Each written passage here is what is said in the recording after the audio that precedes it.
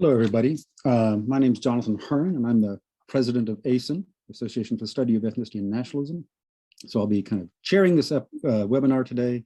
So thanks for joining. The webinar today is on ethnographic methods in the study of nationalism. Interested in talking about some of the challenges and opportunities that ethnographic methods present for that. Before I get started and make some quick introductions to our panelists, I have a few ASEN announcements to make, so I just want to cover those first. The first is that our next event will be with Will Kerr on his new book, Darwinian Social Evolution and Social Change, The Evolution of Nationalisms. That panel will have Will Kerr, Atsuko Ichijo, and Sadisha Malasevich. It'll be on the 28th of October at 5 o'clock UK time, that's 1700. Will's book introduces the value of Darwinian social evolutionary approaches to understanding social change and nationalism, and that's what will be discussed. The other thing is to say that the 2022 ASEN conference on nationalism and media will be held in Antwerp this year. This is our first time ever to hold the conference outside the UK, from the 5th to the 7th of April. It's organized in association with NICE, NISE, which is the National Movements and Intermediary Structures in Europe group. And the call for papers is available. If you visit the ASEN website, it's on the front page, a link to go to the call for papers. So encourage people to be checking into that. And then finally, just to say our members have received a copy of our annual report by email today. So if you're a member and have received that, please do have a look. So those are the general announcements. The format is very much kind of open-ended, kind of roundtable discussion. We thought we would each speak for a bit about our own research in turn, and then open up the floor to questions, and that may generate some conversation between us as well. So maybe kind of half the time us talking and introducing ourselves, and the other half will be open to the floor for questions, which can be sent through the Q&A function on Zoom or through Facebook, and will be channeled to us. We have three on our panel today, including myself, and I'll briefly introduce us. I will also say that we were to be four, but unfortunately, Charlie Leddy-Owen has been ill and taken ill, and he can't join us today. So we're sending out our good thoughts to Charlie, and we'll miss him. But just briefly, the panelists today are Ellie Knott, Assistant Professor of Qualitative Methods at LSE, John Fox, who is Professor of Sociology at the University of Bristol, and myself, Jonathan Hearn, Professor of Political Historical Sociology at the University of Edinburgh. So I think in that order, we will each just take our turns sort of saying a bit about our own research and raising some of the questions that we've encountered in thinking about ethnographic methods in the study of nationalism. So with that, I will go first to Ellie, then to John, and then I will clean up at the end. So Ellie, on you go. Great, thank you, Jonathan. Yeah, so I study nationalism as well as citizenship, and more recently migration, and probably my biggest interest is actually where those kind of concepts intersect. And I teach qualitative methodology. All of these are interdisciplinary fields.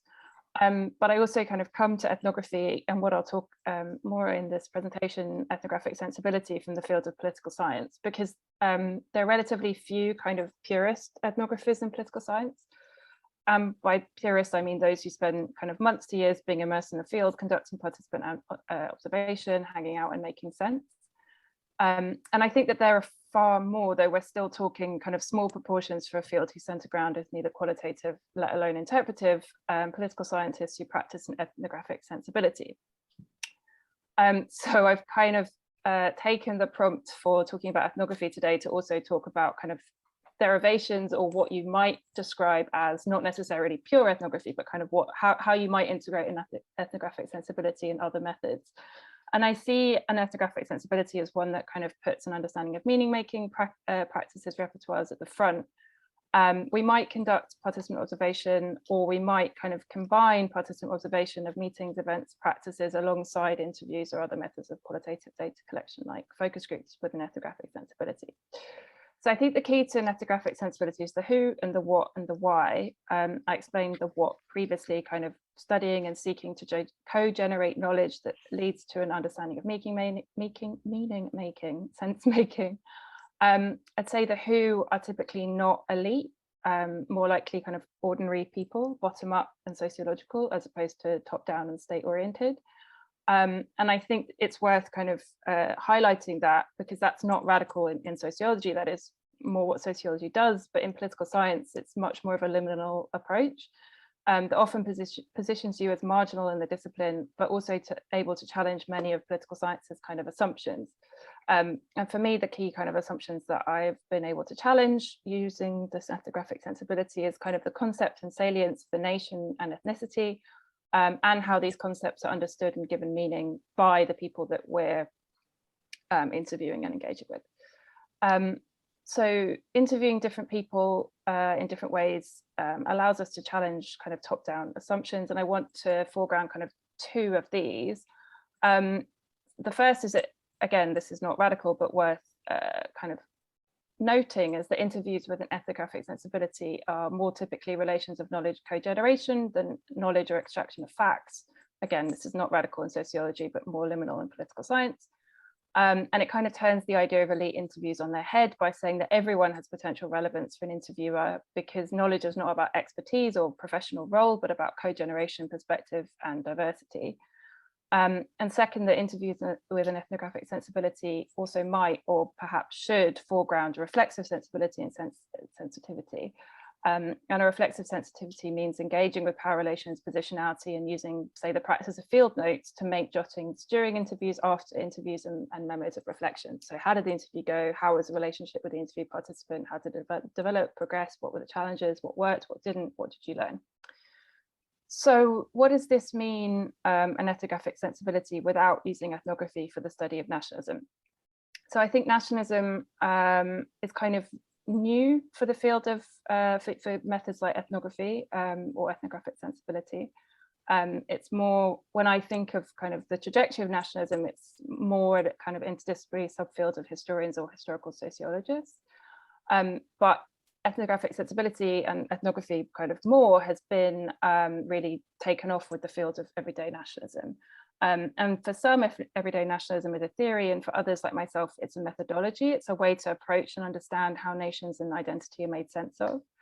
And I want to, I guess, challenge and also engage with the fact that everyday nationalism isn't just a approach or method that aligns with ethnography, that it can also be that also you can take this kind of ethnographic sensibility approach to interviews to everyday nationalism as well, as ways to use interviews to study meaning making, sense making, repertoires, practices. I found that interviews are equally, well, I guess it's not a comparison, I haven't done the comparison, but also to be informative. And I know that some have argued, I think John Fox in particular, so I'm curious to see his reflections on this, that it's hard to ask direct questions when trying to capture the nature, the everyday of the nation. And I agree to an extent, but I also think it's possible to construct and conduct interviews combining kind of direct and indirect questions to kind of elicit an understanding of the nation and self-identification, co-generate a sense of self, other boundaries that are key to making sense of how someone positions themselves, their families, themselves against their families, vis-a-vis both the nation and also nations in plural. Because what I do is I use everyday nationalism really to study kin-state relations, so how someone positions themselves not only in relation to a state they might reside in, but also to kind of an external nation, or whether they externalize that conception of the nation in the first place. So I'm going to want to give a few examples. So in Moldova, I kind of played the naive researcher as if I knew very little about history. So I'd let participants narrate to me their interpretations of history. Who are the enemies and who are the friends, to give a kind of simple binary. And I didn't want to impose these constructions, but kind of try to elicit narratives where they were already how participants frame the issue. So who did they imagine as part of blood lineage, say heroes like Stefan Chalmari, and who did they imagine as different by virtue of historical experience and institutions? So I understood, kind of using this approach, that there were different ways in which people position themselves vis-a-vis Moldova and Romania. So here Romania is the kin state and Moldova is the state, the kind of context where I was conducting interviews.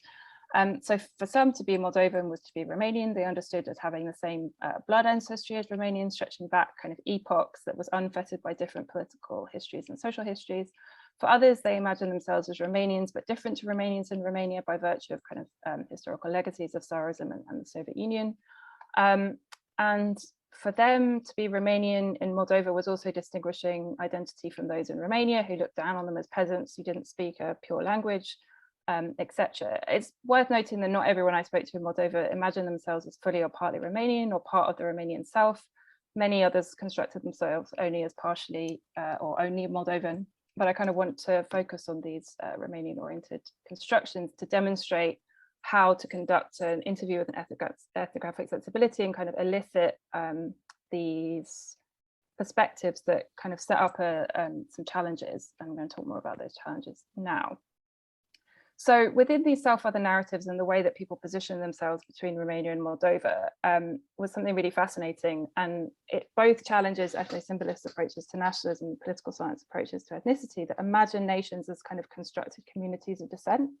And by constructed communities of descent, what I mean is they assume that understandings of the nation and meanings of the nation and self-identification are relatively consistent across generations within a family or consistent over someone's life trajectory.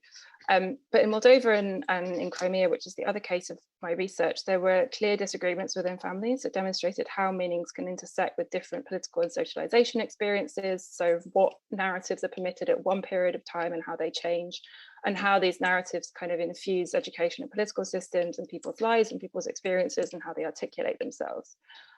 So both kind of education and political systems were key to socialization beyond the family, and could kind of result in different and sometimes opposite understandings of self-identification, that people within families, so like adult children and parents, would narrate very different forms of identification. They might even use similar names for self-identification and opposing, but actually have very different meanings behind those kind of ethonyms.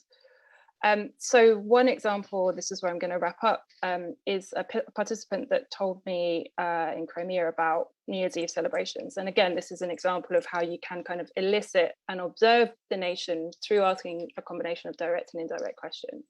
So she celebrated only on local Crimean Ukrainian time, New Year's Eve.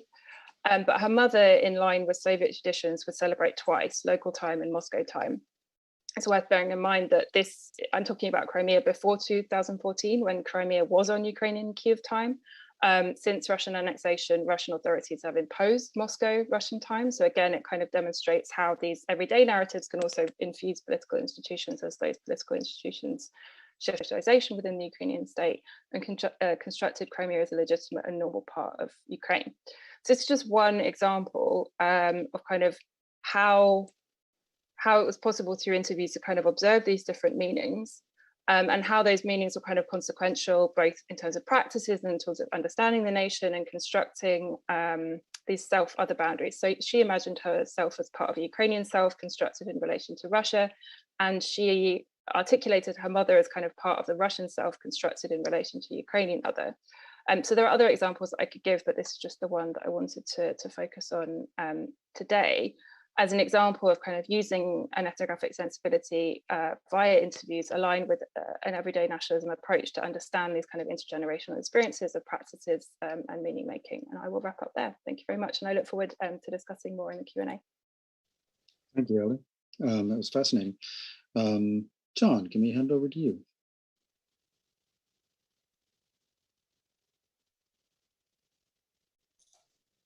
Hi, everyone. Yeah, thanks, Ellie. That was great. And I agree with all that. And I'll come back to some of those points that you might think I might disagree with, but I don't really.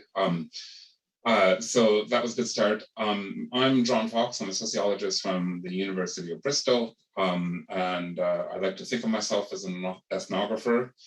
I should probably be using the past tense because it's been a while since I've done ethnography, the constraints of doing research now and the type of immersion that Ellie was talking about earlier. But I'm very happy to be invited to speak at a roundtable about ethnography because I still feel strongly about it and invested in it. So ethnography, nationalism, and me. So my interest is, so I want to go back to some of the things that Ellie was saying earlier about interviewing, because that's actually where I began, not as an ethnographer, but as someone doing interviews. And I was interested in questions of national identity in Transylvania. So questions of national identity, mostly initially amongst Hungarians, but then later amongst Romanians as well. And so I began interviewing Transylvanian Hungarians about their national identity, specifically in this little village that was about 3/4 Hungarian, about 1/4 Romanian. It was near Târgu Mureș, for those of you who know something about Transylvanian geography. For those of you who don't, just skip over it. It doesn't matter for our purposes today. Anyhow, the point is I was talking to these Hungarian villagers about their national identity, and I found two things in this national identity research, neither of them what Ellie was talking about, but she's a more accomplished interviewer than me, or than I was. So when I talked to these Hungarian villagers about their national identity, the first thing I discovered was that they like to talk about these things. They talked about what it meant to them to be Hungarian and stuff, and what it was to be Hungarian, and what it was to be Hungarian in a Romanian country, and all these sorts of things. So they had a lot to say about these things.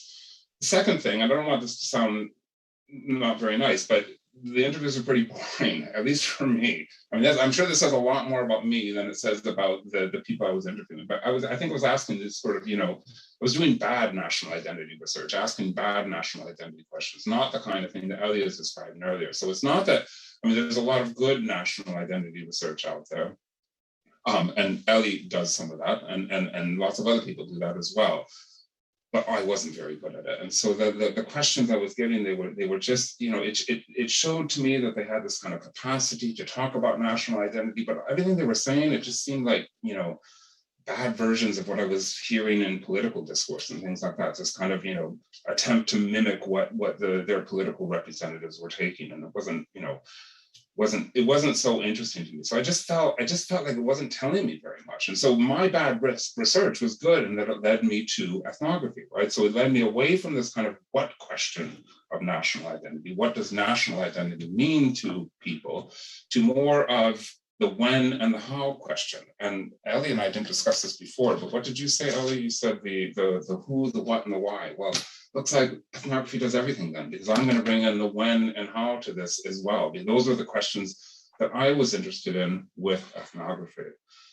So I found out with the what question that there was this practical capacity to talk about what the nation meant to people. But what I didn't see was how that was relevant to people. And for that, I thought I needed a different kind of approach, and that approach was ethnography, right? So how to understand not so much national identity. Now, nationhood more generally is something I was becoming interested in. It's something that could be, it's just a bit more nebulous. It could involve national identity, but it can involve other manifestations of nationhood. So the question then became how do we appreciate when nationhood matters? Nationhood is a kind of everyday category of practice, matters in people's everyday lives. And for that, I think I needed this kind of what I referred to elsewhere earlier in my career as a kind of wait and listen approach, right? So just sit back, wait, listen, and take it in. The immersion stuff that Ellie was talking about. And in a sense, I was actually already doing that. I mean, may not have had the ethical approval or the awareness that I was doing ethnography, but I was living in Transylvania, first in a village, later in cities and things like that, taking it all in. I was observing everyday life in Transylvania, and I was observing nationhood in everyday life, although I wasn't always attuned to it. But I think that was a good kind of entry into the field at that point. Now, of course, I was an interloper. I'm not from Transylvania.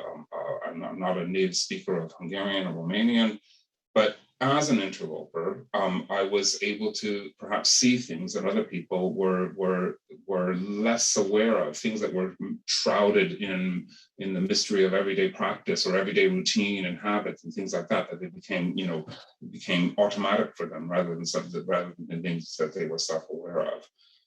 So anyhow, this was my gradual entry into the world of ethnography, where I decided this is what I'm going to do, and I'm going to try to understand how nationhood manifests in the everyday lives of people in Transylvania. Hungarians first, and then I became interested in Romanians as well, looking at Hungarians and Romanians. And what I discovered for me was that ethnography really just changed my relationship to the research field, to the field that I was investigating, but also to questions of nationalism as well. And it changes the way I would see things. It allowed me to see things that I wouldn't have seen otherwise, and not see things that I would have seen with a kind of more conventional interviewing approach. So things like national identity became less relevant to my ethnography, to the ethnography that I was doing, because, you know, it just people weren't talking about national identity, right? It's not something I could go to the pub, I could hang out with people in different contexts, visit them in their homes and stuff. And, you know, if I ask those questions, of course, people respond to them. But when I don't ask those questions, it's frankly just something that people aren't typically talking about.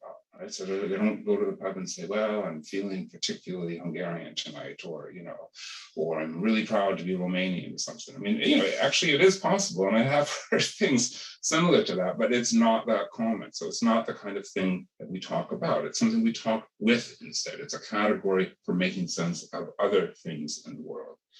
So instead, I saw things like what I referred to as nationhood. I'm not quite sure how to define that, but as I said, it's a bit more nebulous than this kind of more specific national identity. It's not about it's a thing that we have. It's this kind of category for understanding the world in which we live. It's the practical category of the nation as a way of seeing the world, as an institutional form, sometimes as a commodity or something like that, as a discourse or a ritual, as an everyday practice. And so these were the things that I was becoming more attuned to. And sometimes those things would jump out at me, right? They would take sort of more explicit forms, right? They'd be obvious, right? They'd be inscribed in national symbols or encoded in discourse or the talk of people. They've been materialized in different practices or commodities, as I said earlier, right? In the clothing that we wear, or different sorts of things like that. And those were kind of, you know, the things that I probably noticed first. So how nationhood manifested in these more kind of obvious ways in everyday life. Sometimes, however, it was less tangible. So the unseen, the unheard, the unspoken versions of nationhood that Michael Billig talks about in Banal Nationalism. Nationhood when it's everywhere and nowhere. It's ubiquitous, but invisible precisely because it's ubiquitous. It's stealthily doing its work in the background of everyday life without becoming the object of explicit talk or interaction. So those are things like the nationally inflected institutional routines. And I think the example that Ellie just gave from Crimea and, you know, the time there is an example of that. Of course, in the interview setting, she can pursue that further and give other understandings of that. But just the way we register time, right? That can be institutionally inflected, that can be institutionally determined and nationally inflected. And you may not notice it at first, so you may not think of that as a national practice, but I think Ellie shows us that it really is, or it can be in many contexts. Ritual practices, right? Those are other things that may not kind of wave the flag of nationalism, although we have ritual practices that do that as well. But other times they're more subtle ritual practices, everyday routines and practices, those sorts of things that can again be nationally inflected. Non-national discourse doing national work. So I'm thinking here of, you know, Billig's discussion of pronouns and stuff, right? Nothing inherently national about she or he. But she and he and they and them can do national work in certain contexts in ways that are implicitly national. So all these examples and many other examples like this, we can see nationhood more on kind of autopilot. It's not the focus of routine talk and interaction, but it's there in the background, informing the focus in certain ways. And it requires, you know, it requires powers of observation to kind of see that. It requires mostly time, because a lot of that stuff is invisible to us. It's invisible to the users of those categories, but it can be invisible to us as well. I think I had a particularly helpful vantage point when I was doing my research as an outsider. So the things that were routine to these people, nothing was routine to me, right? So I was able to see things that they may have been taking for granted precisely because I was an outsider and these things looked, not ordinary to me, but extraordinary to me. And so I was able to see them in that way. So I'm calling all of this ethnography, and ultimately I did have ethical approval for it, so don't worry. But it's just everyday life, isn't it? It's just me in everyday life and living there, spending the time that I did there, and taking all these things in, and then taking notes after the fact. It's the knowledge or the data that we harvest from this accrues from our immersion in everyday life, what Ellie was talking about a moment ago. And as I said, as an outsider, as a non-native speaker of Hungarian, as a non-native speaker of Romanian, I'm sure I missed loads and loads of stuff, but I also saw things that may have been somewhat less visible to the insiders there. The problem, kind of coming back to this question, and Ellie flagged this up as well, and where I began my little intervention here is that the problem with national identity research, or I shouldn't say that, the problem with the national identity research that I did, where I began, is that it doesn't only contribute to the overdetermination of nationalism, it contributes to a particular version of the overdetermination of nationalism, one that suggests that nationalism, the politics of nationalism, resonates with people in their everyday lives. Again, something that Ellie was speaking to. I'm not saying it doesn't, but I don't think it does to the extent that we can go out and ask people about the national identities, and we can come away thinking, oh, people are really invested in this. And they are invested when we ask them those questions, but when are they invested outside of that? The everyday life bit of that is missing. Ethnography ultimately shows us that nationhood is important in everyday life. So it's not, at least the ethnography that I've done, this does not suggest that nationhood is not important in everyday life, but it's just not necessarily important in the ways that we would expect from a more top-down epistemological starting point. Nationalism, as Billy reminds us, is itself overdetermined in a sense, right? So it's a banal and ubiquitous feature of everyday life. Our job as ethnographers is not to overdetermine specific forms of it, to overstress certain forms of it, but to capture it in its variation and variability in everyday life.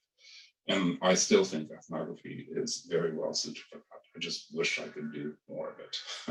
So I'll end with that and hand things over to the other John, and I guess we'll open it up for discussion. Thanks. Thanks, John. It was fascinating.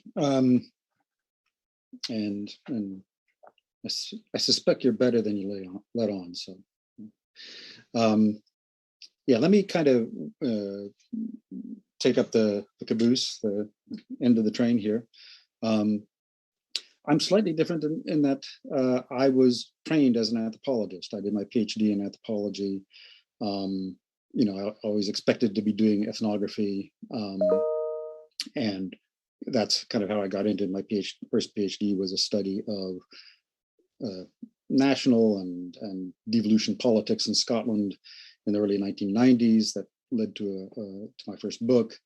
And there I was kind of interested in, like a lot of ethnographers, like going to the field, and I sort of had a plan, and then I bolted up and threw it away and did different things. But I ended up working through various kind of networks and of campaigning organizations, and just kind of, in a kind of snowball way, moving, adding groups to the list of people I worked with to try and get different angles on people, kind of fairly normal, not top level politicians, but just kind of average people involved in campaigning organizations, how they were talking and thinking about nationalism, the nationalist project in Scotland in the 90s. This is before devolution happens in 1997, and so that we had this sense of a head of steam building up around this project, and like a lot of ethnographers, it's a combination of classic participant observation, watching things happen. When you do it, when there's a movement like that in front of you, what are we doing today? We're going to a political rally. There's less of this problem of just waiting for it to happen, because you're kind of in a particular stream where it is happening. And I did interviews with people as well to kind of augment and actually ask the questions explicitly, which I think most ethnographers who spend, a year or more in the field do. They kind of combine the participant observation and some interviewing and focus group kind of sessions. It's kind of a mixture. The next bit of ethnography I did was in kind of early 2000s. I was 2001, 2002, which was again, Billig's banal nationalism and talk of everyday nationalism was becoming much more prevalent.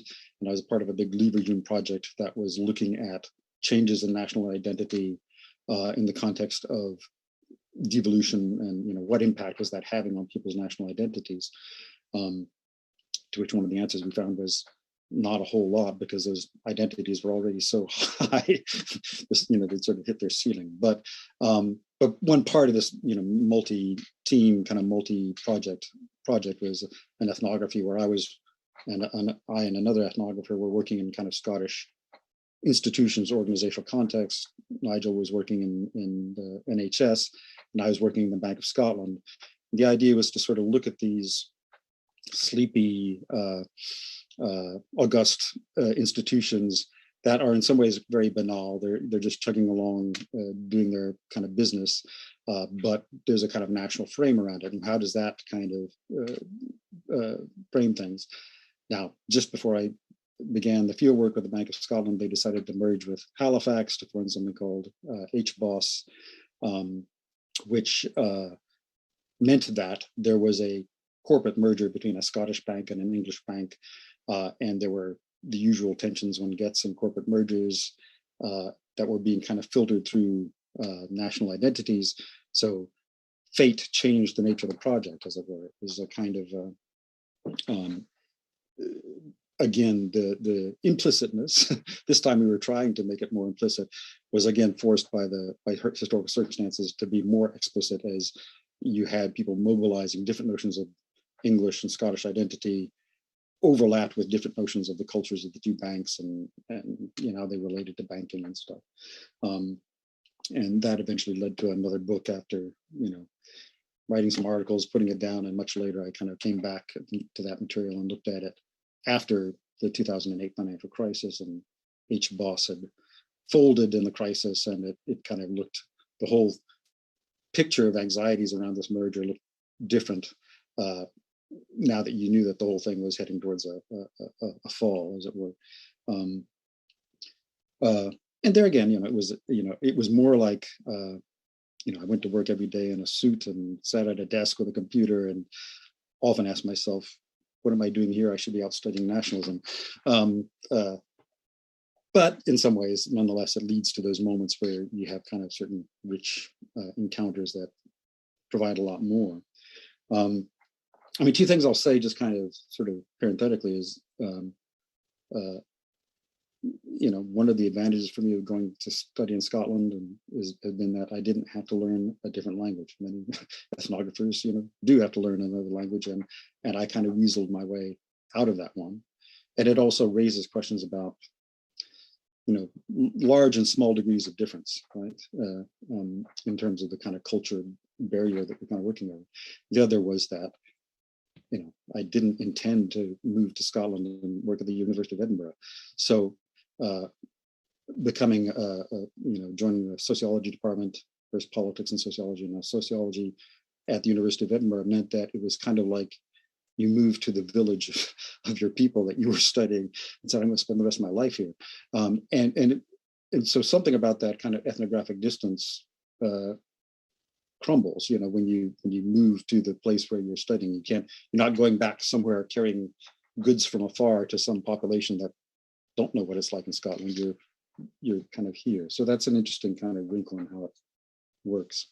I would echo something, just kind of talking a bit about, so that's the work I've done, but just to kind of echo some things John said. I think once in a seminar with John, I said to him, taking this ethnographic approach to the study of nationalism was a bit like what they say about flying an airplane. It's hours of boredom punctuated by seconds of terror, and often the kind of ethnographic waiting for it to happen. It has that quality of, when's it going to happen? And then it happens. But there it is kind of, you know, at times a bit anxiety producing when you're not using interviews and other things to chase the thing.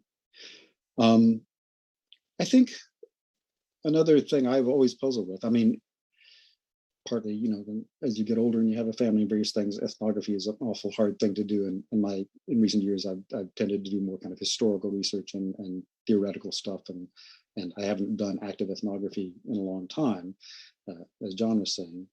But it always struck me that the relationship to theory is kind of puzzling, because ethnographic research, like various kinds of case study oriented research, is so focused on the unique, the particularistic, the you know, what's distinct, what's non-repeatable about what you're looking at. But there's always this kind of struggle of how do you relate it to theory? And I find that when I'm doing ethnography, you know, I almost never have a kind of a large explanatory theory that I'm trying to fit it into. Instead, it's this kind of business of I collect data, interviews, code, you know, start to get a sense of what's going on there. And it triggers in my mind various kind of concepts that I'm using. I'm realizing I'm thinking a lot about culture here or identity there, and what do I mean by those concepts? But there's something about ethnography that I find is a kind of concept testing research method more so than a theory validating or unvalidating method, right? There's something I like that reflectiveness about concepts, but there's something about that. And so in doing work on nationalism, it's, what do we mean by culture? What do we mean by national identity? What do we mean by these things? It has kind of been trying to extract wider lessons out of the ethnographic data. The other thing I would say is also that, and again, this probably has to do with why I drifted a bit towards more historical research some of the time, is that I do tend to see the stuff we get when we're studying people ethnographically up close as, to some degree, you're watching people who are being moved about and affected by larger historical currents that they don't have control over, right? Responding to things that they may perhaps even not conscious that that's what they're responding to. So I do find myself thinking about what are those large political, economic, historical processes that this is giving me a kind of snapshot view into, right? But there's something about looking at it that way. It also means that the explanation for what you're looking at is coming from outside. You bring this data to some other sets of, again, conceptual, theoretical ideas that you bring from outside about what's going on with this historical moment, this process of change, the financial crisis, as I was talking about in regard to the bank. And it's, again, it's not like, it's not like you're testing theory with the data, but you're, there's this kind of weird tension, because you're collecting lots of rich data, but then you're not generating a theory from within the data itself.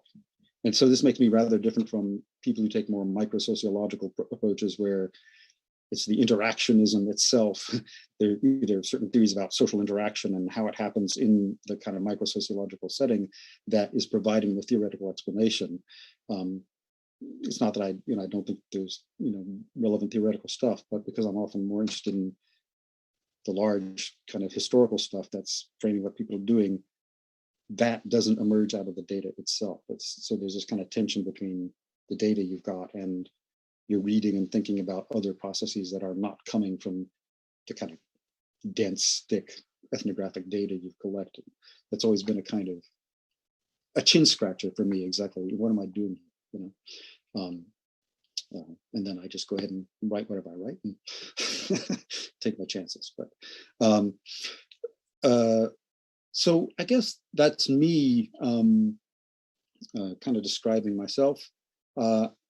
I think we are open to people putting questions in the Q&A and asking us. I'm checking and not seeing that I'm getting fed anything from either Q&A and chat. But,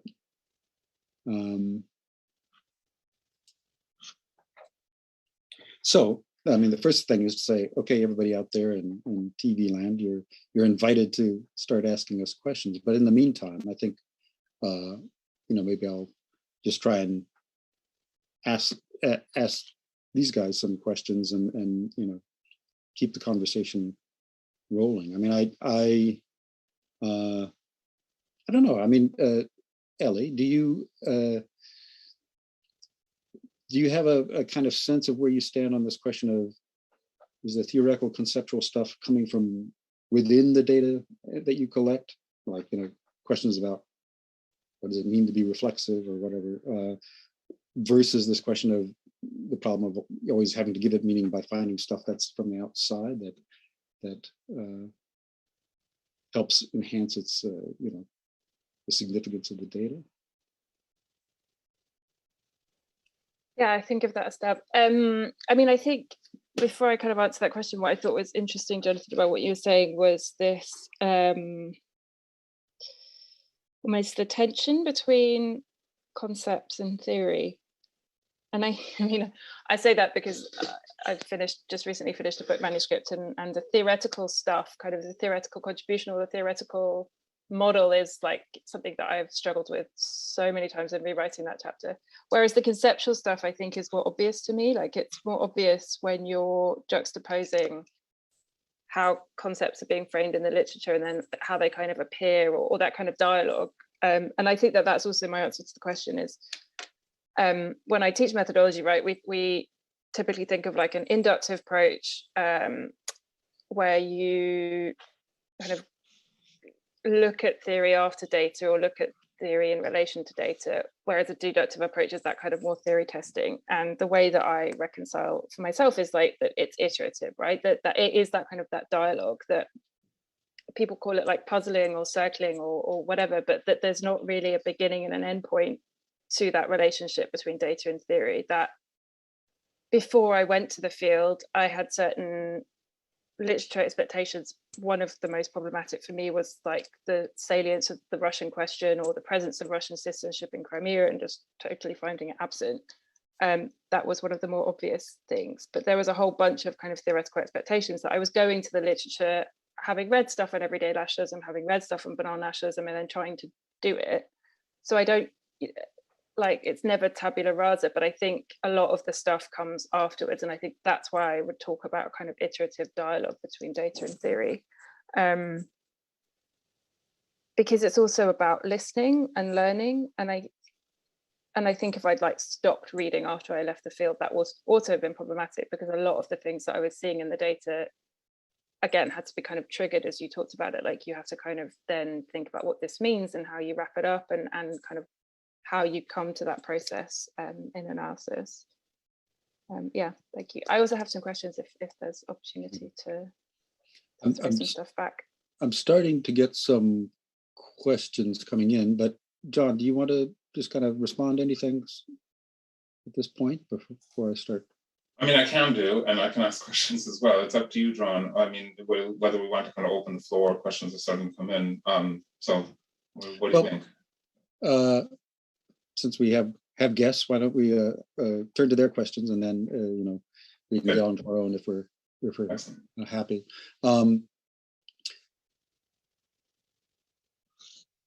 So I'll take one from the chat line and then go to the Q&A. Somebody's just asked, is there such a thing as digital ethnography or ethnography of online communities? I don't do it myself, but yes, there is, and sometimes it can be very interesting to. One of the things about digital ethnography is you often do it through certain platforms, and often the stuff you're looking for is kind of pre-packaged and assembled there in this platform where everybody's talking about some nationalist project or issue or something. So it has this, I think I would say the digital ethnography has built into it, hey, these problems of, what's it, are you going to kind of flattened two-dimensional experience of people. That's not the same as living with them and talking to them, but also this question of usually you do it through a forum that is already channeling and packaging the stuff and putting it in one place for you. I don't know, have you guys ever done anything with digital ethnography and nationalism? Not myself. I've supervised students who've done some stuff and had some interesting approaches to the question. So yeah, no, I'm too old for that. But I'm really intrigued by it. I think it has. I mean, so there's the version that you're talking about, Jonathan, where you choose the sort of, I mean, you kind of sample on your kind of variable, and you can choose nationally defined digital spaces as a place to begin your ethnography, and I think that's really interesting.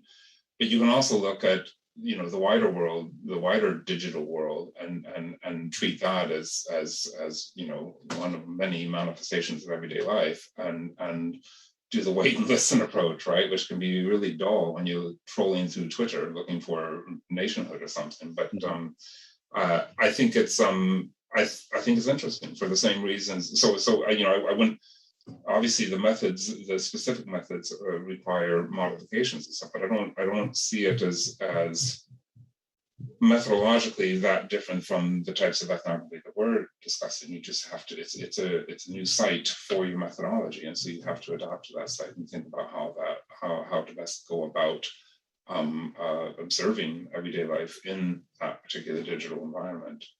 Like any other research, it depends on what you're after, what you're looking to study and stuff.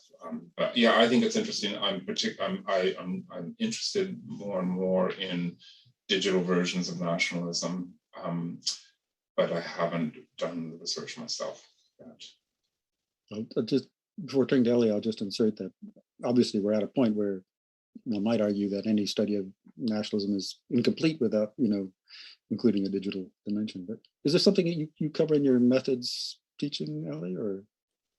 No, it isn't, because I think kind of, yeah, unless you have done it, I think it's really difficult to teach, because we do have a whole course in ethnography, and I think it is covered there, but like when we teach intro, yeah, we are traditional in the ways that we teach methods.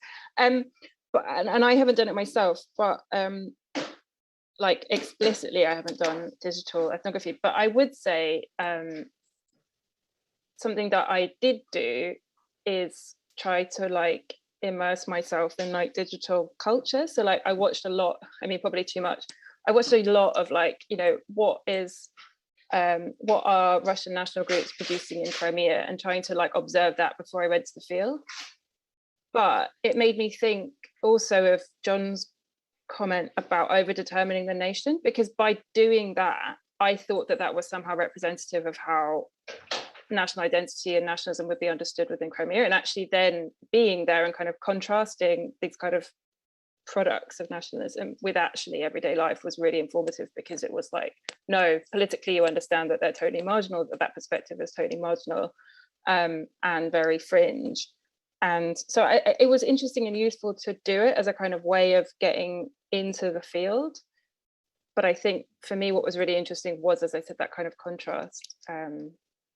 Yeah, and I think just knowledge acquisition in general, and I know that there are some questions about outsiders that we might get to, but for me, like kind of acquisition of knowledge and acquisition of understanding kind of cultural practices and norms in the field, but also before doing field work, was really informative and important. Let me just, you know, we're starting to pile up questions here, so let's get on to some of them. I'm going to kind of put two together because they're kind of like two sides of the same coin. Charan Sanghul has asked, as ethnographers, how do we deal with positionality if we are to study societies that we are not native of? And Rachel in the chat line has said, are there any advantages to doing ethnographic study in a culture or society of which you are not a member? So how do we deal with the problem of not being a member and how being an outsider, and how do we, but are there advantages to not being a member? They're kind of classic ethnographic questions. Do you want to come, and the positionality makes me think of what you were saying about reflexivity earlier, Ellie, but do you want to start us off? Or? Yeah, so this is something that I think about a lot, and something that I try to encourage students to think about a lot. And by doing that, I think it's useful to like disrupt the binary of insider and outsider, that no one is really all or nothing. And I think it's more useful to think about it as a spectrum, and how over time, right, you can shift those roles as well. That when you first go to the field, you might feel totally on the outside, and then by kind of gaining friends and making acquaintances with people like you kind of shift those roles. And I think it's the same when people do ethnography of places that they're from. Say that you go to an institution and you kind of get elite education, and then go back to where you're doing, to where you grew up. You're not necessarily even an insider in that situation as well. So I think disrupting those kind of binaries is important. But to kind of take back to the premise of the question, I mean, so my experience obviously was being an outsider, not being a native speaker, not, to be honest, always having amazing linguistic capacity in Russian and Romanian, but trying to get by. And yeah, as I talked about, I think there were certain advantages, but there are also disadvantages, in the sense that playing the naive researcher allows you to ask really stupid questions, sometimes deliberately, right? Because it's interesting to, okay, how would you explain like your understanding of history to this naive person that's asking you these ridiculous questions, in a way that an insider just wouldn't, because they would already be established within frames of reference. Like if I was Romanian or if I was Moldovan, I wouldn't be told those stories in the same way, and I wouldn't be positioned in the same way. But I think one of the problems that I experienced, well, I'll kind of reflect on two. The first being that people position me as more objective because I was an outsider, and I don't know if that discourse is always useful. Like, you have no stake here, therefore you can judge us and tell us who is right and who is wrong. And I think that again, it kind of is one thing to be mindful of, is how people then position you as an outsider and as this kind of objective person that you're trying to fight against. And the second is what it means to be a female lone researcher in the field, right? The positionality also has to engage with what fieldwork is asking you to do. So something that I've been writing about recently is kind of doing the methods appendix for my book, is reflecting on how weird it is to do fieldwork, that it's going out and asking strangers and calling up strangers,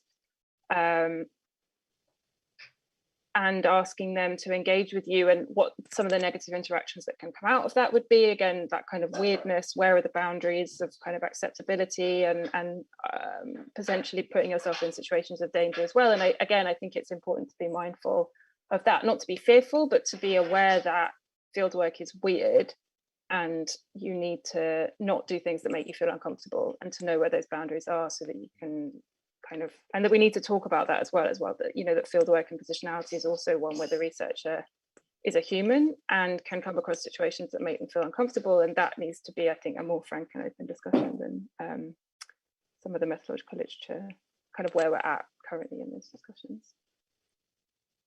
Do you want to add anything to that, John, or shall I move on to another question? Oh no, I've got something. just quickly. I mean, so the inside or outside, you know, the kind of being not to draw too sharp of a distinction between insider and outsider, where Ellie began what she was saying, I think is a really important thing to reiterate. And Jonathan, you are the kind of example of that. I mean, you know, linguistically, you may be the insider, although I'm not sure about that when I visit Scotland. But you know, you may feel yourself the insider, but I'm sure it was a gradual process of feeling that as well. And yes, so that's it. I think there is a process of becoming more of an insider, but I also think it can go the other way as well, where you surprise yourself by how much of an outsider you can be. I just wanted to say that in terms of choosing a research site as in inverted commas now, insider or outsider. Well, first of all, most of us don't choose research sites in that way. There's something else that leads us to particular research sites. So you work with what you have, and you're one version or both versions or some sort of a hybrid version of those sorts of things. I think the key thing with this kind of reflexivity is to be aware of how your presence affects the data that you generate, that you're collecting in the field, right? And Ellie gave an example of that. And my national identity research, my short-lived national identity research with Transylvania villagers, I mean, they felt that they had to tell me these things because I was an outsider. I didn't know these things, and they wanted to educate me and to tell me in great detail, far more detail than I wanted, about these sorts of things. And they wouldn't have been able to do that to a Hungarian researcher, because that Hungarian researcher would share the same background knowledge that they were making explicit to me. So, so there are advantages and disadvantages of all these things. Is being aware of those advantages and disadvantages, and more importantly, how those things impact the quality of the data that you're generating, or the nature of the data that you're generating, and reflecting on that. So yeah, I would just add that. Thanks. I'm going to keep charging ahead because we're piling up some questions here. Here's one from Ty Butler. It is Indigenous Peoples Day today in the US, and I am curious how in your ethnographic research and analysis you separate concepts of indigeneity, if you do, from concepts of modern nationhood. Should they be essentially treated as the same or similar things, only with different focuses on historical intersections of political and power narratives? So has anybody pondered this question of what's the difference between ethnographic study of indigenous people versus just modern nationals? So, I mean, off the top of my head, I'm going to say, the basic ethnographic problem is, studying people in some other identity category that has some sort of spatial communal definition to it.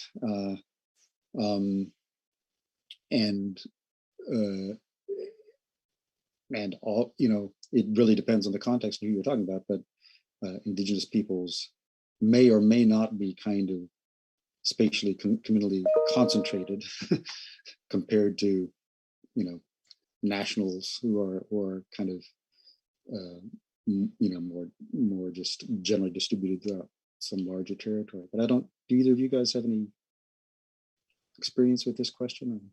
I mean, I could talk a little bit about Crimea, because what's interesting and in contemporary politics problematic about Crimea is these kind of, to say they're contested claims of indigeneity would be to make each party kind of balanced, but I'll provide some background. So Crimean Tatars in Crimea, they were forcibly deported by the Soviet Union in 1944, and many, so they were kind of deported to Siberia and Kazakhstan, and many died en route, and since Perestroika have been able to return. I mean, since Crimean annexation, the situation has got even worse, but I wasn't studying kind of Crimean Tatars directly, but what I was interested in is particularly kind of Russian nationalist, kind of extremely pro-Russian people in Crimea, how these claims of indigeneity and contested indigeneity kind of arose. And again, this was not something that I went out looking for, but it was how people were articulating what claims to Crimea looked like, and how people would kind of position and talk about Crimean Tatars in ways that are really problematic as kind of,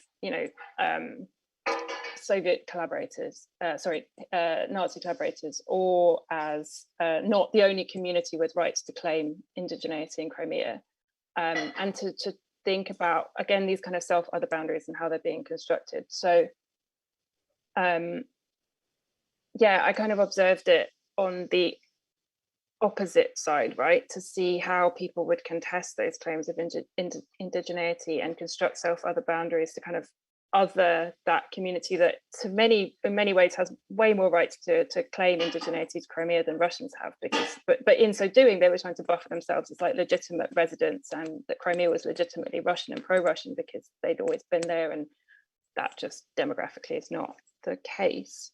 So that's kind of how I would say it. And I would go back to what you were saying, Jonathan. I think like the contextual specificity that you need to think about how these terms operate in the place that you're working, and whether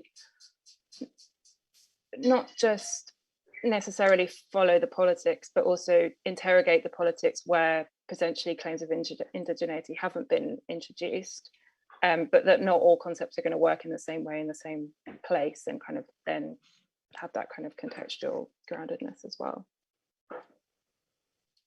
I'm gonna there's a question directed at John, so I'm gonna, send it his way here. Says, dear Professor Fox, I am a PhD candidate in sociology who is also trying to do research with the everyday ethnicity theory. I am now confused about the practical meaning of such kind of research. Personally, I feel like to be equipped with a kind of view while I feel like I'm equipped with a kind of view while I also feel powerless while facing ethnic conflicts and issues related to inequalities. I don't know whether this theory and our research will make any contributions to the society. That's I would say you're setting a very high bar for yourself in the first place. But John, do you want to respond to that at all? Or? Yeah, I mean, well, of course, yeah. I don't know what to say. I mean, so what's the question? Is it what is the contribution of everyday ethnicity to society? I mean, it seems to be that's kind of what's coming out of it. Although this is the frustration in forums like this.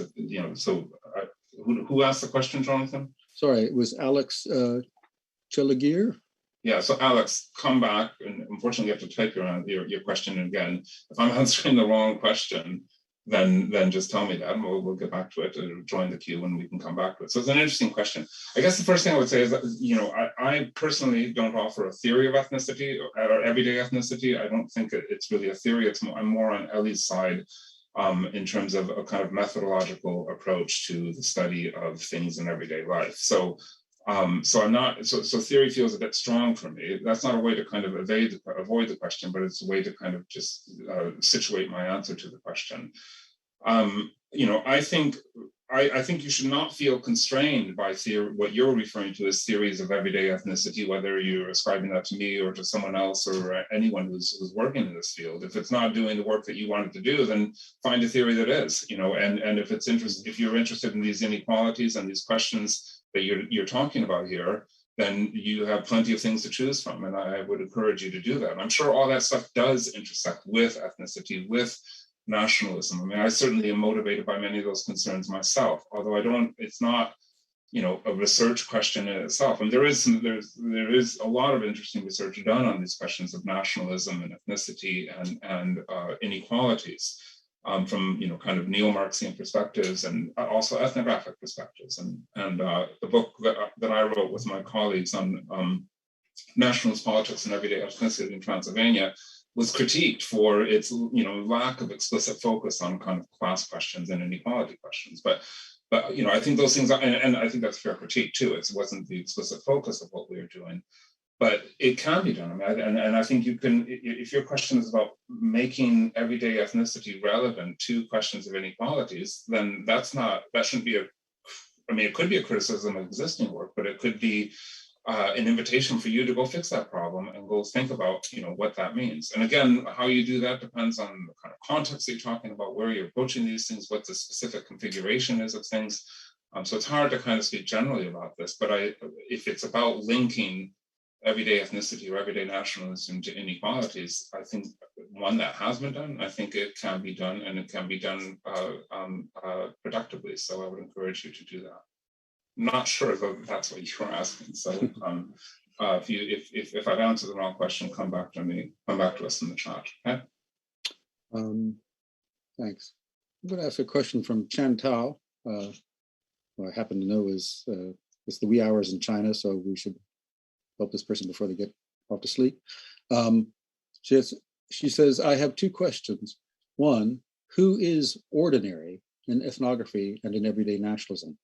I'm claiming that I'm interacting with ordinary people in my fieldwork, but within these people, there are always some powerful ones who exactly are the ordinary? Second, in my fieldwork, I also feel that most of the time the nation is not being mentioned or presented.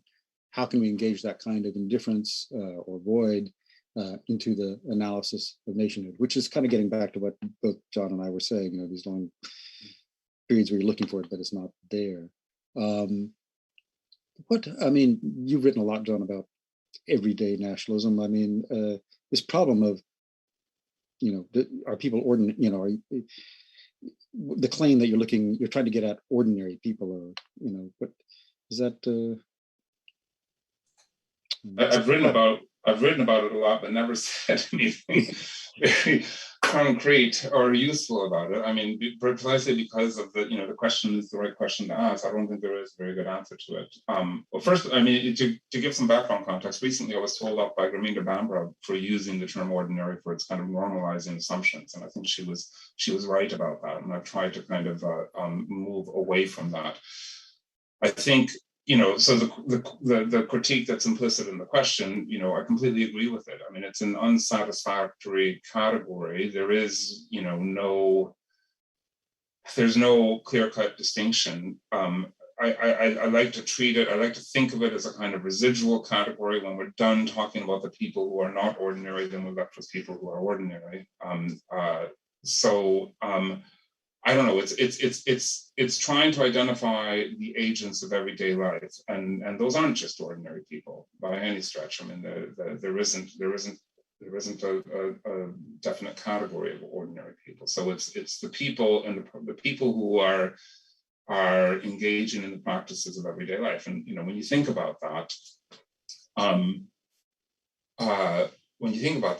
that can be anyone. I mean, when we're out doing participant observation or ethnography or something, we're not asking for people's credentials and then trying to take a decision as to whether they're ordinary or not ordinary. We're participating in everyday life, which involves people of diverse backgrounds and diverse statuses and whatnot. And so I think we should be, and to the extent it's feasible, we should be aware of those sorts of things, but we should try to avoid this kind of pigeonholing. So I know that I have used the term before. Gurmeendra gave me one good reason to use it, and since then I can think of a lot of other good reasons. One good reason not to use it, and I can think of other good reasons not to use it as well. So I guess I would try to distance myself from that a little bit and focus more on the practices that we all engage in, the ordinary, not ordinary, but the everyday practices we engage in, irrespective of our particular status or identity or something like that.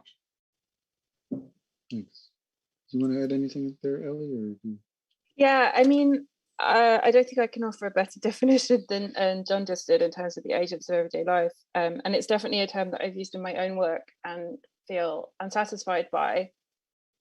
And I think the critique is totally justified, and I would be curious what categories we could use instead.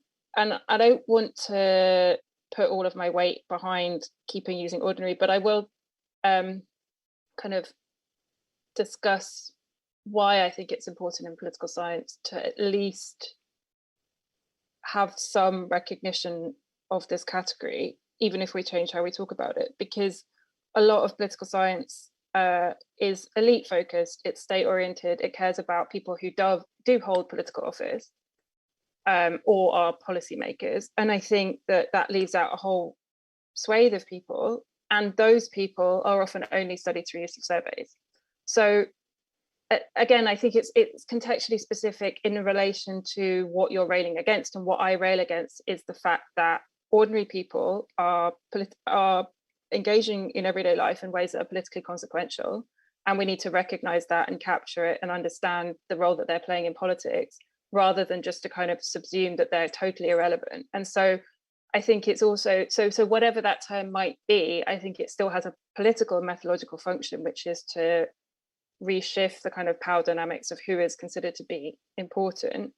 That's why I kind of talk about what I do as not elite interviews. The way that I seek to generate knowledge is totally antithetical to elite interview methods, and that everyone is relevant, but it's different and it's important. And if we don't do that, we have a much more kind of narrow and insufficient understanding of politics. So that's kind of my perspective. Do you want me to tackle a little bit of the second part of that question?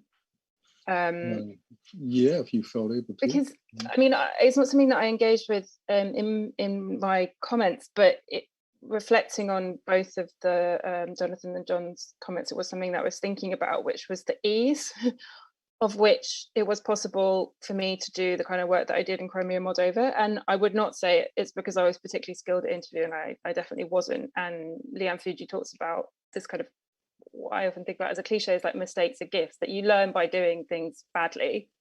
And there's nothing quite like looking over interview transcripts that you did 10 years ago to realize all the mistakes that you made. But again, that's learning. But I never had a problem finding interviewees and finding the nation and getting people to talk about it. And I wondered whether it was this kind of spectrum or kind of two dimensions of salience and contestation. And in a way, both of the cases that I work on have figure relatively high, both in terms of salience and contestation, not because I think identity politics matters in the way that people often suggest it matters, like it's the only thing that matters in Moldovan politics. I think that's what John Fox was talking about in terms of over-determining the nation, but that it is a part of everyday speech, citizenship in particular, that it is something that people are contesting and articulating in everyday life. And so I think it's also worth me reflecting and being open about the fact that I found it relatively easy, not because I was skilled, just because it was there. And I think then the challenge for everyday nationalism to kind of invert that question of when does it work and when does it not work, and what situations of contestation or salience might make less sense for this kind of method, and what might make more sense. So that was kind of my, I guess, answer and also follow-up question potentially as well. I'm going to just kind of jump a little bit, just because in the chat line, Hans Siebers has sort of followed up on this question and said, in line with the previous question about ordinary people, what is everyday life? I'm curious to know your thoughts on that. I mean, I've got other questions I want to get onto, but I just wanted to insert in this conversation. I mean, I think we've already kind of addressed some of this already, but there's also a way in which, these notions of ordinary people or everyday life sort of stand in the place of some sort of notion of authenticity.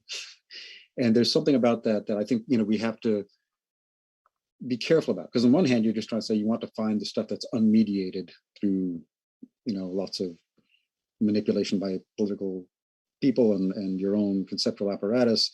But in that kind of search for the ordinary or the everyday, there is kind of hiding behind there a kind of notion that there's something authentic that you could get at if you filtered out this stuff. And I want to kind of throw up a health warning and say,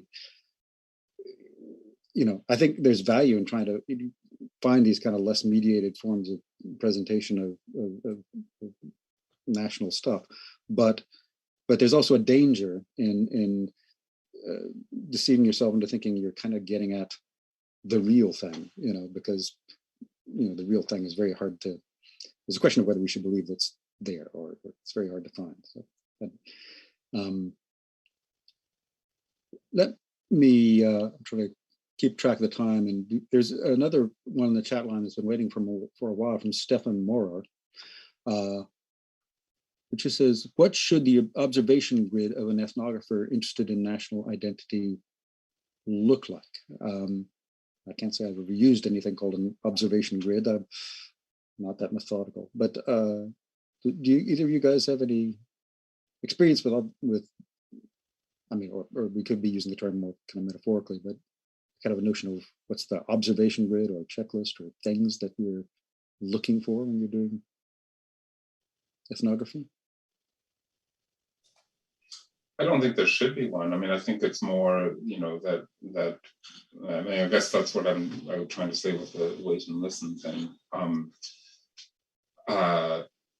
Yeah, I think you just need to be open to different sorts of possibilities, and the things that end up ticking your boxes, are really difficult to identify in advance. I mean, in Transylvania, it turned out one of the things that ticked the national identity box was stuffed cabbage, a kind of conversation or actually a rather animated argument between a Romanian wife and a Hungarian husband about the national origins of stuffed cabbage, which I of course inserted that it was Serbian and neither Hungarian nor Romanian. But it's a kind of, you have to be, you don't go with a list that's got stuffed cabbage on it, or food even necessarily on it, or food made with more reasonable than stuffed cabbage.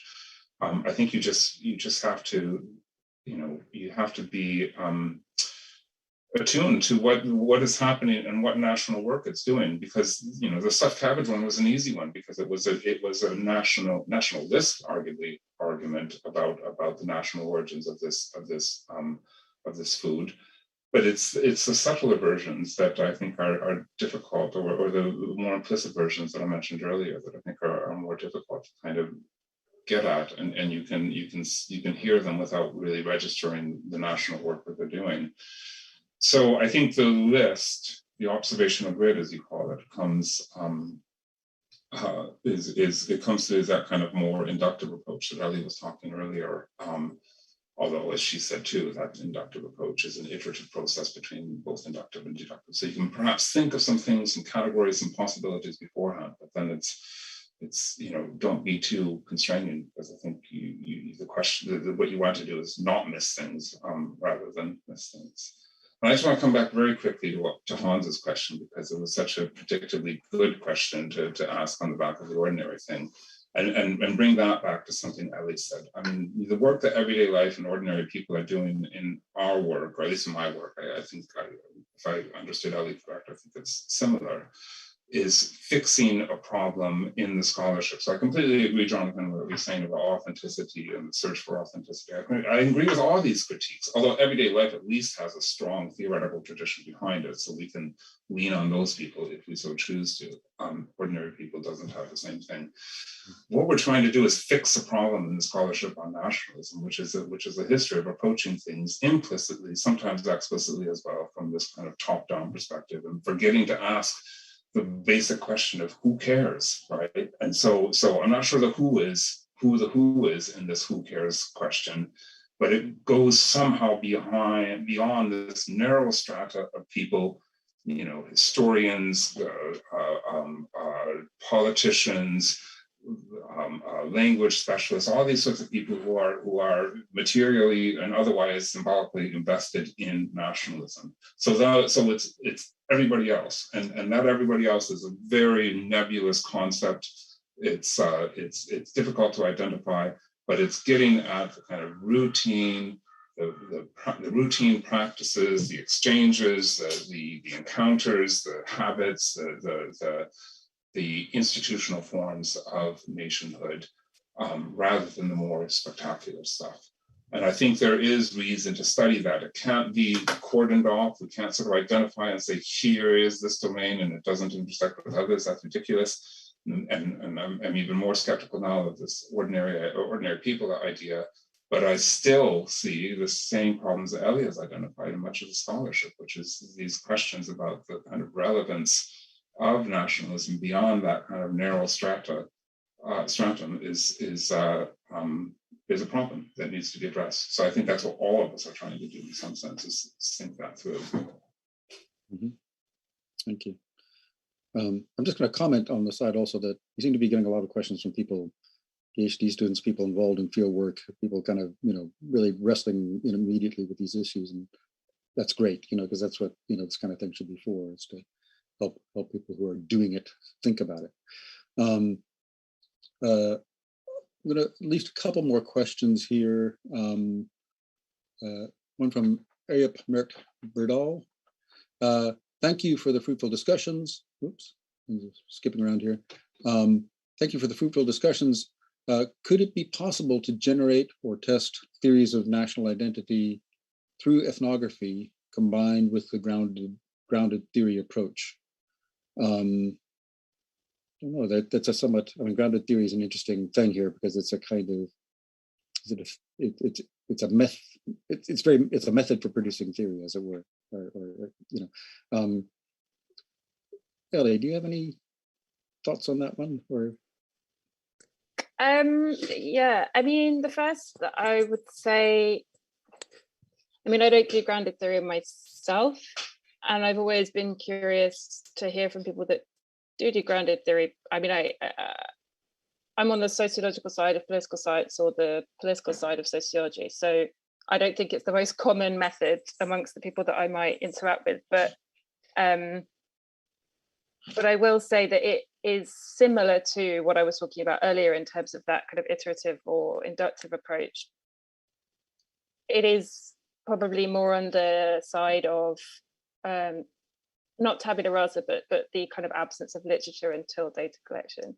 But it's definitely not a theory testing perspective, right? And I don't think any of us are theory testing ethnographers or theory testing ethnographic sensibility. I think that is not the way that people like us do research, right? Which is more about theory development. I wouldn't even necessarily say generation, because I think that also speaks to almost like an invention. I don't think any of us are like going out into the field and saying like, oh, this is this unique thing that I found that just like generated out of data. It's a dialogue, it's a discussion, it's an interaction, and it's what John Fox was talking about as well. It's this feeling unsatisfied by where we are, and how do we rail against and push against those assumptions and challenge those assumptions and kind of create that broader dialogue out of the things that we're observing.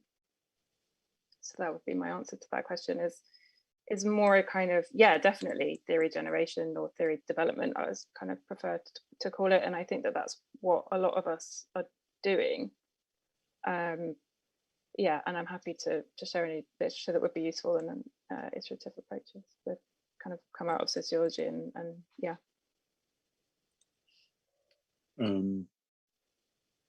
Let's move on to another. We have another question. Now this person is just anonymous attendee, so no name attached. But the question regards individual interviews.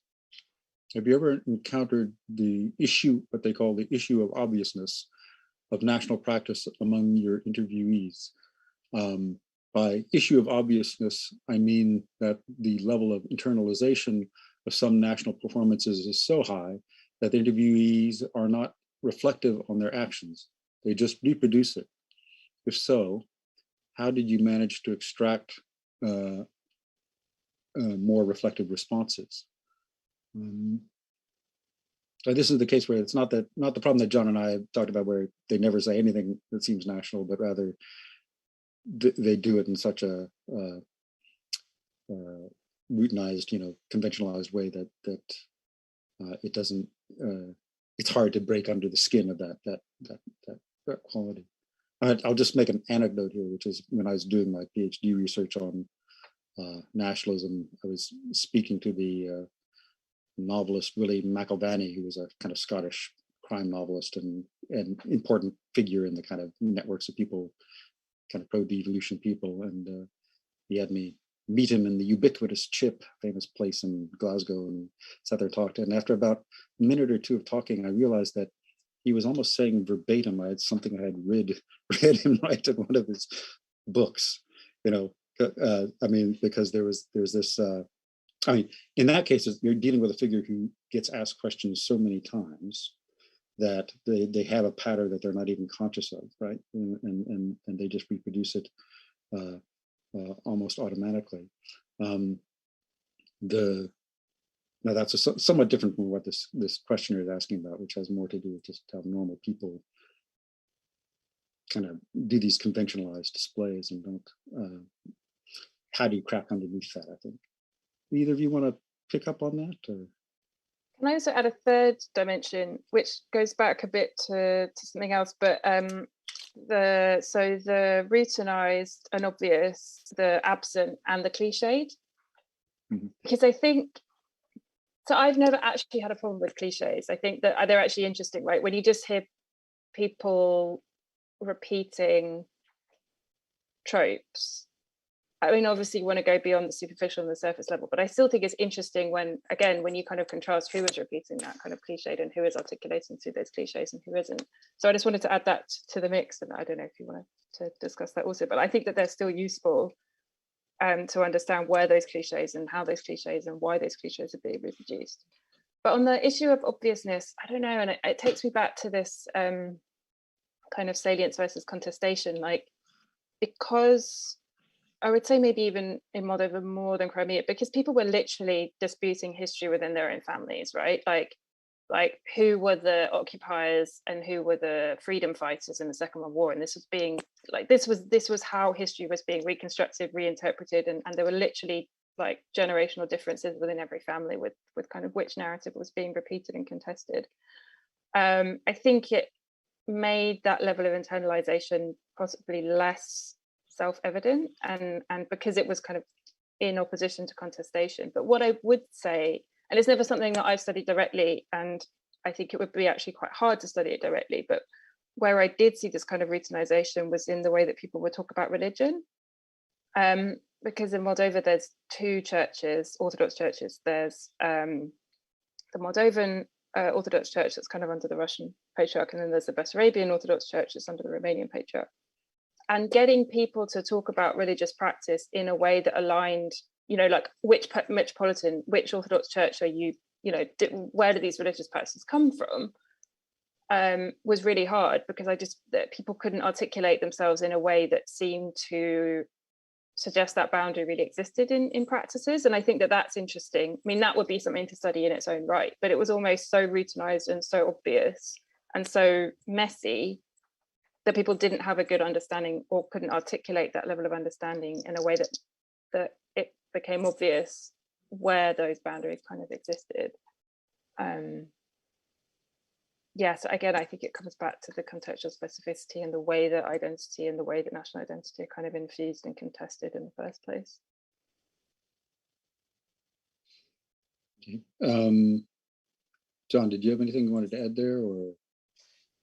It's definitely a topic that interests me. And so, I mean, this is the theme section, Nations and Nationalism, that we were working on a few years ago, Jonathan. The evidence is what I described, what Martin and I described as the evidence problem. So how do you deal with this kind of implicit knowledge, these sorts of, background expectancies, as Harold Garfinkel refers to them. So the things that we don't have to make explicit, that we don't have to account for very often, and then until some strange sociologist comes around knocking on your door asking you to account for them. So my answer to that in that theme section was this kind of Garfinkel-inspired breaching, experiment, metaphorically. I mean, please don't go out and breach like Garfinkel did, because it's not advisable. But the idea that we should look to what I refer to as the edges of the nation, so places where there's this kind of wiggle space between the implicit and the explicit, and try to think about those sorts of contexts as research sites, so that we can perhaps get a little bit more leverage into the implicit. But I don't think that's even always required. I don't think we need to only kind of develop, special research designs to kind of get at this sort of things. But it's just keen ethnography that is required to appreciate these things and understand it. And the work, I'm glad Ellie raised the question of cliches. I think cliches are also very interesting, and I think they're kind of, I see them as a kind of holding pattern in response to questions about the implicit. So we don't really know what to say. We scratch our head a little bit. We might laugh, and then we kind of fall back on cliches. So I have my undergraduates do this. They have them do all sorts of tasks, but one of the things I asked them to do is to interview their flatmates or their girlfriends or whatever about what it means to be British. And I do this to show how people respond in these really funny ways. I mean, they laugh, they kind of guffaw, they do make all sorts of embodied responses to this, and then they kind of go to the Queen and tea and Spitfires or whatever, and then very often it stops there. But then sometimes they go a bit further. A few of them, a minority of them, will go a bit further and try to articulate something a little bit more personal, a little bit more kind of meaningful. But it's a challenge, and accept it as a challenge, and see if you can find ways to meet that challenge. So yeah, good luck. Okay, I think we're getting close to 90 minutes here, and there was a kind of comment rather than question that I kind of skipped over earlier because I was trying to prioritize questions, but we can kind of conclude with this one from Leela Wilmers. Thanks for very interesting contributions. A comment. John Fox talked about the limitations of interviews for understanding where nationalism does and doesn't emerge in everyday life. I have found interviews can also reveal a lot through side reactions to the questions. For instance, in politically repressive contexts, national identity can be a sensitive topic, and this can manifest in tensions that can tell us a lot in themselves. Or if people struggle to talk about the nation, this can also be revealing. perhaps a way of talking about ethnographic sensibility to interviews, as Ellie suggests. So that's a comment, more than a question, but if either of you wanted to, it kind of picks up on things that both of you were saying, if either one of you want to add anything to that. Just to say, yes, absolutely. I mean, I should have said it's not a limitation of interviews, but a limitation of this interviewer more than anything else. And in fact, you know, I do lots of interviews and focus groups and all sorts of things. And I think I've become a little bit more accomplished than I was in that early stages of my career. But yes, I agree with everything, including the last point that Ellie said. Like a last word there, Ellie, or? Yeah, I mean, I also agree, but I think it's worth asking.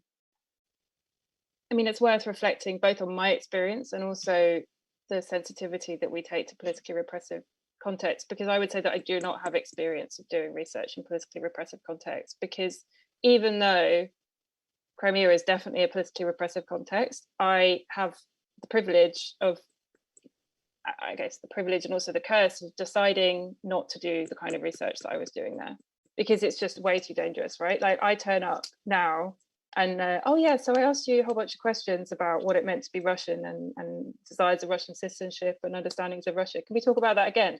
Absolutely never going to happen, for participant safety and my own safety. And even in Moldova, like Moldova kind of comes in and out of more political and less political repression, and during the years, I guess, really before the last 18 months, I wasn't doing fieldwork there then. And I think so it's worth thinking about the kind of questions, not just the approach that you take, and whether that is doable and feasible in the first place, not to doubt Leila's expertise, that's not what I'm saying, but more in terms of your own research trajectory as PhD students, thinking about where ethical dilemmas and beyond ethical dilemmas kind of come from, and if those methods put people at more risk and harm, and those kinds of questions put people at more risk of harm than, say, other methods, focus groups, whatever, and kind of identification by the state. In the way political repressive context is very much about avoiding the gaze of the state, and you don't want to shine a light on anything that you're doing and put people at risk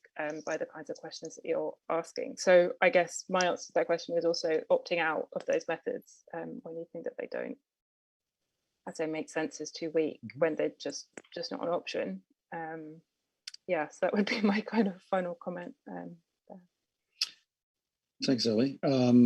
So I think we've been at it for a good hour and a half now, and responded to pretty much all the questions. So I think I just want to say, you know, it's a fascinating discussion. It's nice. I don't get many chances to talk about this, ethnography and nationalism, and it's an enjoyable and very stimulating.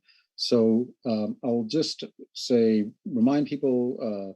On the October 28th, there'll be another webinar discussing Will Kerr's new book on Darwinian social evolution and social change, and the evolution of nationalisms.